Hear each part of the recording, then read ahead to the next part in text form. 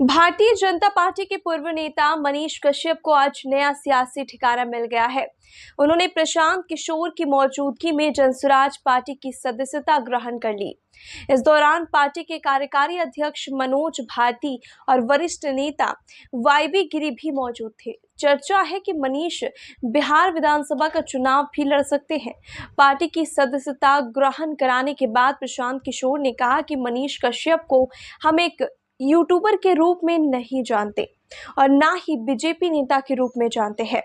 उन्होंने कहा कि उनकी नज़र में मनीष कश्यप ऐसा युवा है जो बिहार के खराब सिस्टम को लेकर लगातार लड़ाई लड़ता रहा है। आम जनता की समस्याओं को इन्होंने उठाने का काम किया है। पीके ने कहा कि जनसुराज वैसे लोगों की पार्टी है जो बिहार को आगे बढ़ाना चाहता है, बिहार में बदलाव लाना चाहता है। वहीं ज्वाइनिंग के बाद मनीष कश्यप ने कहा कि वे भारतीय जनता पार्टी में 13 महीने तक रहे, लेकिन अब उन्होंने प्रशांत किशोर के साथ चलने का फैसला किया है।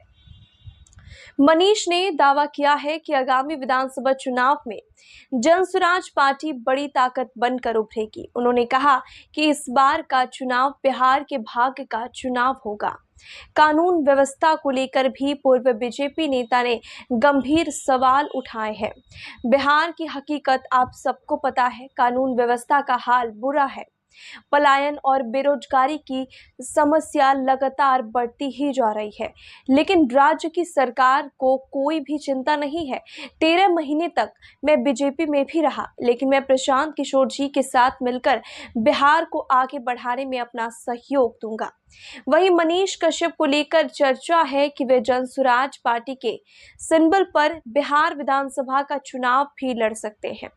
वैसे 2020 में वे निर्दलीय उम्मीदवार के तौर पर पश्चिम चंपारण के चनपटिया सीट से विधानसभा का चुनाव लड़ चुके हैं।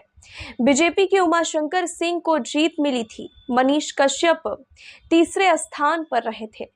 यूट्यूबर मनीष कश्यप ने लोकसभा चुनाव 2024 के दौरान 25 अप्रैल को सांसद मनोज तिवारी की मौजूदगी में भारतीय जनता पार्टी ज्वाइन की थी। बाद में जेपी नड्डा से भी उनकी मुलाकात हुई थी। तब से वे लगातार बीजेपी के लिए काम कर रहे थे, लेकिन इसी बीच 19 मई 2025 को पीएमसीएच में उनके साथ मारपीट की घटना हुई।